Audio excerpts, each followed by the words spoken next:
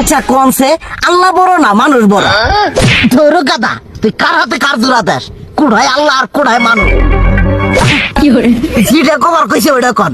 আল্লাহ বড় না মানুষ বড়? আল্লাহই তো বড়। আল্লাহ বড়, তাহলে আল্লাহর কথা না হইনা মানুষের কথা শুনেন কে? তুই কি কইতাছস? কি এর আল্লাহর কথা মানে না মানুষের কথা মানে? হ্যাঁ, কি আর মানুষের কথা শুনেন তাই না? আমনে যে ওই দিনকে ডায়াবেটিসের রোগ নিয়ে যে হাসপাতালে গেলেন, ডাক্তার আপনার কত কিছু খাবার না করলো, সব কিছু না খাই এখন চলতেছেন। তাহলে আল্লাহ যে আপনারে কইছে যে হারাম খাবার না, সুদ খাবার না, কই আপনি তো কাম কাজ বাদ দিয়ে এলাকার মধ্যে টাকা পয়সা না গায়ে খালি ওইলে দিয়েই খান, নিজেরা টিয়াও হালাল ভাবে কামাই করেন না, ওই সুদ তো না কয়টা টিয়া করে লাভ আহে ওইলে দিয়ে দিয়ে চলেন আর পেট বড় বানাইছেন। শুনেন একটা কথা কই, হারামের কোনোদিন আরাম নাই। হালাল পথে রুজি রোজগার করেন, প্রয়োজনে এরা বেলা কম খায়েন, তাও শরীর পিণ্ডও ভালো থাকবো, কোনো রোগ বেদও হবো না, আরামও পাবেন, আল্লাহও খুশি থাকবো। তুই আমার এইভাবে বুঝাবি আগে কইলি না কে?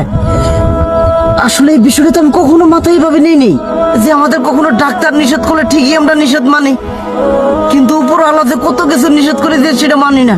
আর এই যে হারাম পথে টিয়া পয়সা কামাই করতেছেন, শরীরের মধ্যে দুনিয়া রোগ বেত হয়েছে, দেখা যাইতেছে যা টিয়া হারাম পথে কামাই করতেছেন তার তো বেশি টিয়া মনে করেন জ্বলেই যাইতেছে গা বেশি।